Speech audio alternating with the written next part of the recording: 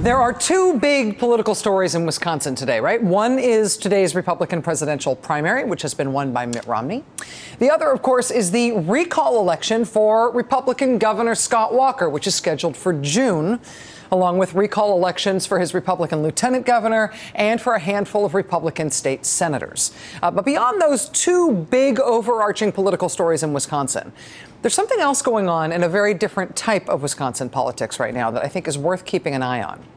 Police in a place called Grand Chute, Wisconsin, which is near Appleton, say somebody placed a homemade explosive device on an outside windowsill of the local Planned Parenthood clinic on Sunday night. A small fire broke out when the device exploded, but it had burned itself out by the time fire crews arrived on the scene.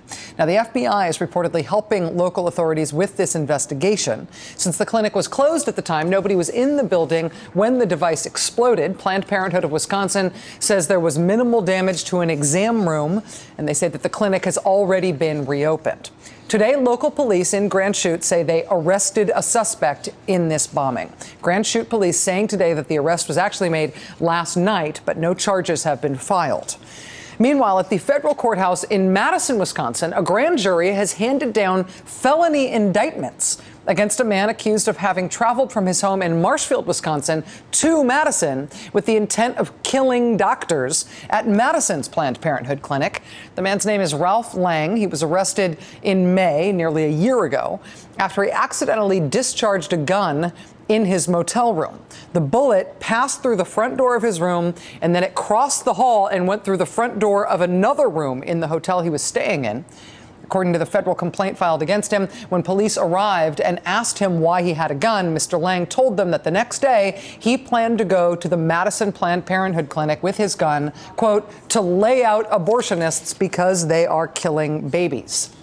He said he was planning on going to the Planned Parenthood the next morning when it opened, and that he was going to find out who the doctor was and shoot him in the head.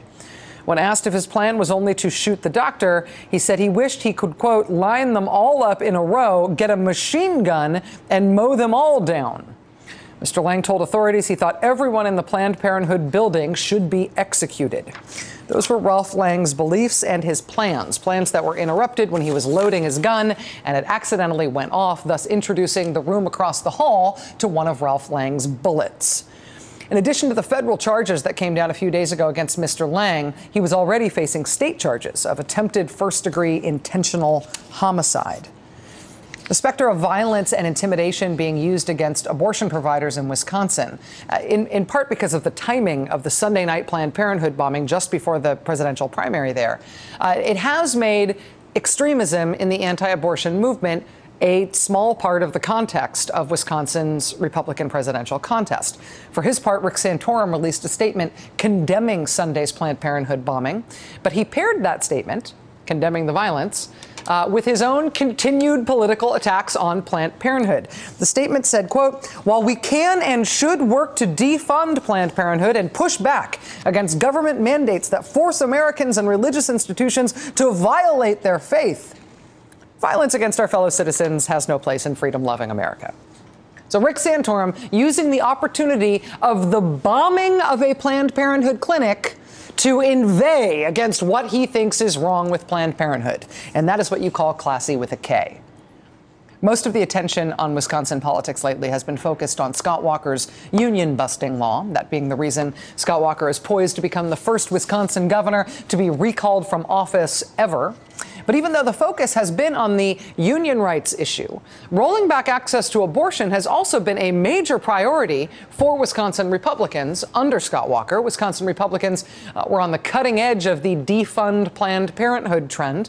They passed a budget eliminating state and federal funding for Planned Parenthood clinics last summer.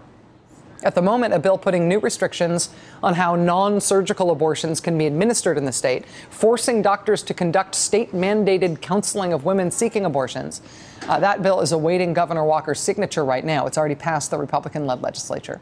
The Wisconsin Medical Society, the state's largest medical association, has asked Governor Walker to veto that bill, saying it would infringe on the physician-patient relationship.